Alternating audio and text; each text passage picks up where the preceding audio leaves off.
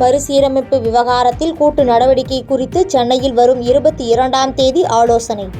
7 தென் மாநில முதலமைச்சர்களுக்கு கடிதம் எழுதி முதலமைச்சர் மு.க. ஸ்டாலின் அழைப்பு.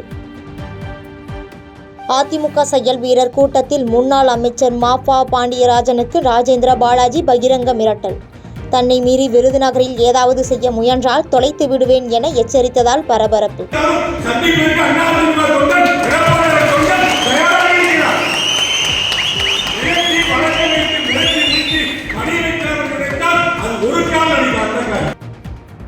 மத்திய தொழிலக பாதுகாப்பு படையின் 56வது ஆண்டு நிறைவு விழா. அரக்கோணம் அருகே உள்ள ராஜாத்தியா சோழன் பயிற்சி மையத்தில் வீரர்கள் அணிவகுப்பு.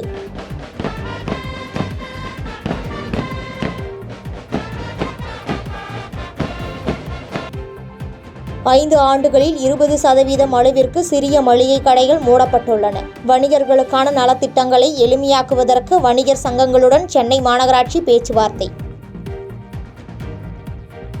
தேனி மாவட்டம் ஆண்டிப்பட்டி அரசு மருத்துவமனையில் உயிரிழந்த மூதாட்டியின் உடலில் இருந்து தங்கச் செயின் திருட்டு. திருட்டில் ஈடுபட்ட வளையப்பட்டியைச் சேர்ந்த பெண்ணை கைது செய்தது காவல்துறை. இந்திய பங்குச்சந்தையில் ஏற்றத்துடன் வர்த்தகம். ரிலையன்ஸ், டாடா மோட்டார்ஸ் உள்ளிட்ட நிறுவன பங்குகளில் முதலீட்டாளர்கள் ஆர்வம். மருத்துவம், பொறியியல் படிப்புகளையும் மாநில மொழிகளில் படிக்க நடவடிக்கை. அரக்கோணம் அருகே நடைபெற்ற CISF ஆண்டு விழாவில் மத்திய அமைச்சர் அமித்ஷா உறுதி. சென்னை ஆட்டோ வாடகை கார்களுக்கு காவல் உதவி QR கோடு திட்டத்தை தொடங்கி வைத்தார் முதலமைச்சர் மு.க. ஸ்டாலின். ஆட்டோக்களில் ஏறியும் ஆய்வு செய்தார்.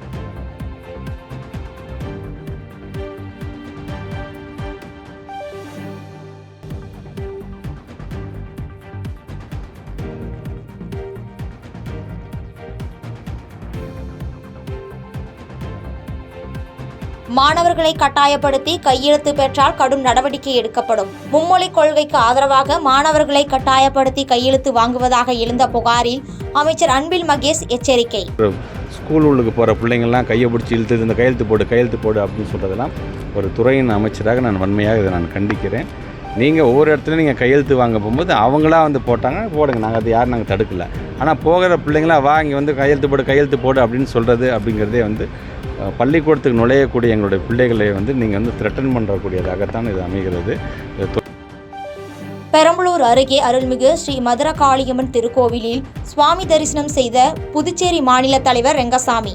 கோவிலிற்கு திடீரென வருகை தந்த முதலமைச்சரிடம் பலர் ஆர்வத்துடன் செல்ஃபி எடுத்து மகிழ்ந்தனர்.